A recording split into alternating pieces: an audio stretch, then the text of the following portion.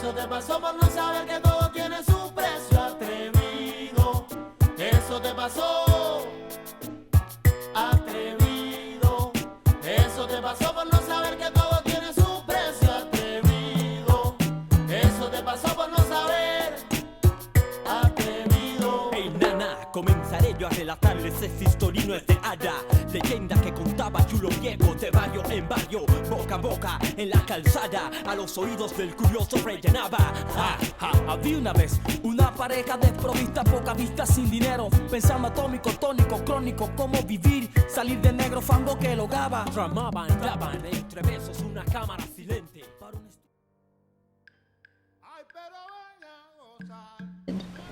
We were very excited because it was a special trip. It was through the Metropolitan Museum of Art, and people were not going to Cuba at that time, and we were very lucky to have this opportunity. So we were excited. Yeah, they weren't giving visas out to Americans at that time, so we knew that we would be one of the few Americans on the island. We started out in Miami, we flew to Miami, and then from there we had a private charter that took us to Santiago de Cuba, which is way in the southern end of Cuba. Santiago de Cuba was the place where Castro first started his revolution.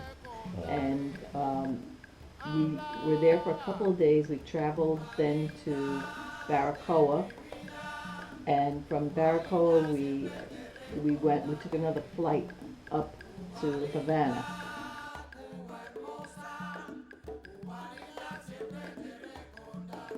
I knew we were going to see a lot of art, and I didn't expect this trip to be every place we went. We were so welcomed with music and art that it was amazing. Every place, little concerts for us. So I didn't expect that.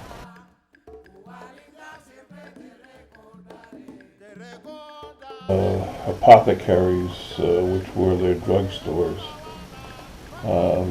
they were still in their drugstores making everything with by hand. They were using Grinding, mortar and pestle. To make up prescriptions. And the drugstores didn't look anything. The drugstore didn't look anything like ours. It was all mahogany with cubicles and things that the drugs were in. And the counter was a big long mahogany counter. Little kids and people, women would come up to us. The women they were asking for lipstick. The kids were asking for pencils or pens. They just didn't have enough of anything. You know, they weren't asking for money. They were asking for pencils and pens. Yeah, that was a surprise when we visited countries in other parts of the world.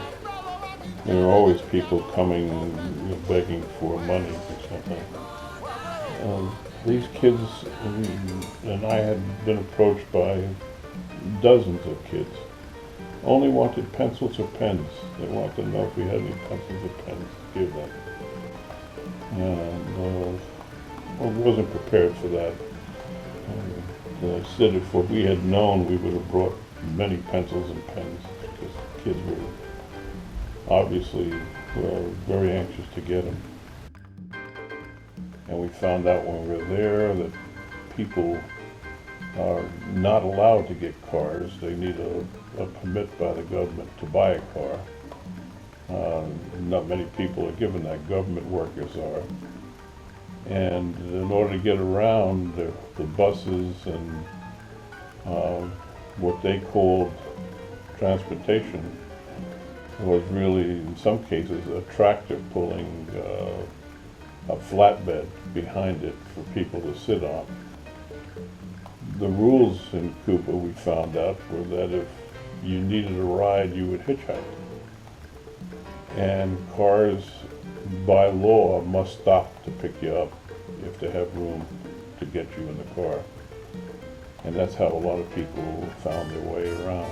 A lot of nights, instead of going to restaurants, we went to what is called paradors, and they're family-run businesses out of the people's house. Of course, government approved, government sanctioned, and you couldn't have more than a certain amount. And it's like it would be like if I opened my dining room and I cooked in the kitchen, and people came in and used my dining room as a restaurant. That's what it would be like. And you could only have family members serving as waitresses, waiters, or cooking or help. And you had to pay the government a certain amount of money. Whether you made a quota of money or not, you had to pay the government a certain amount every month, no matter what you made.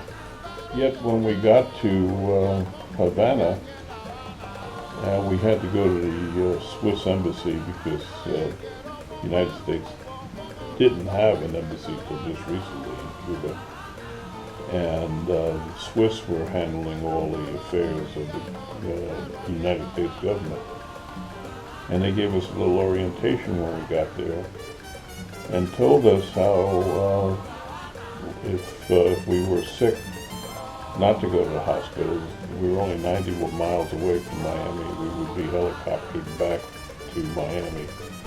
The one thing that the U.S. Special Interest Section, which was where we were in the Swiss consulate, in the embassy, told us, if you get sick, come to this consulate, and they would get us out of the country. That's because we were there legally. But there were other ways for Americans to get to Cuba. I mean, we were legal, we had a visa, but there were other ways to get to Cuba by going to Canada or Mexico. You could get in. But if you got sick, God forbid, in Cuba, they were not going to help you get out. So it was better to be legal.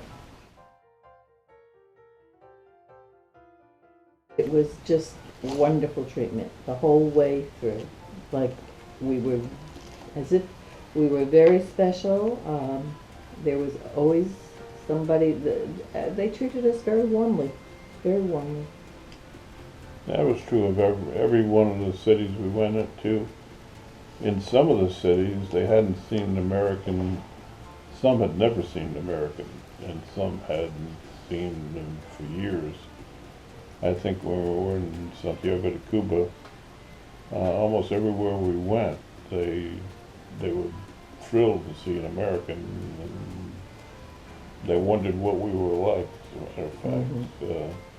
And that was true of all the cities, except for maybe in Havana, where there were some Americans. But in the smaller cities, or the other cities in Cuba, there were no Americans there for many years. The interesting part of the trip was visiting all the art studios. We went to artists' homes, some artists very successful, and artists were able to leave Cuba, to travel out of the country, to go to art fairs and to sell their work abroad. But their families had to stay home, so they would be assured that they would come back. I think there are more similarities than differences. The Cubans everywhere, it was all about music. All about music. And family. Family. There was more similarities than differences. The things we didn't see a lot of was religion. Castro had banned religion. Took over all the churches. And closed 400 Catholic schools. So there wasn't a lot of religion, but a few years before we got there, the Pope John made his visit. John Paul. Yeah. And they started some churches back again, but there seemed to be, there hadn't been religion for 30 or 40 years, so that didn't seem like it was going on. Whether people wanted it or not, I don't know. But, they certainly didn't have it. But otherwise,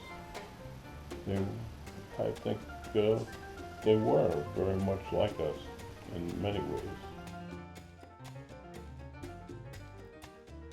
guide and talking about his family and the stories that he told. Yeah, he said he was typical of hardworking people in Cuba, trying to get by, wanting your kids to be educated, hoping they could get a job. He was assigned to us from the Cuban government, so as open as he was still nervous about saying too much. But I finally asked him on the last day if he would like to come to the United States. And he leaned over and said he wished he could take his whole family, but he didn't see how that would ever be possible. Desprovista, poca vista, sin dinero, pensando atómico, tónico, crónico, cómo vivir, salir de negro fango que logaba. Tramaban, daban entre besos una cámara silente para un estúpido, tupido cliente que de vivo el punto mira se las daba. Andaba vigilando a la criolla de carnada. Eso te pasó por no saber que todo tiene su precio, atrevido. Eso te pasó, atrevido. Eso te pasó por no saber que todo tiene su precio, atrevido. Eso te pasó por no saber, atrevido. Y el punto se tiró de Gil a buscar a la guarida vida. Pensó que el agua gira, mira, era más bruta que una mula loma arriba. Te moño de tal manera Que esta historia es candela. Te la voy a hacer bien breve para que no te me acelere. Oíste acere todo lo que ella pedía. El punto la complacía y escucha lo que le decía. todo lo que le pedía. El punto se la gastaba. Oh, una linda habitación en el El Coiba. punto se la gastaba. Hay un vestido para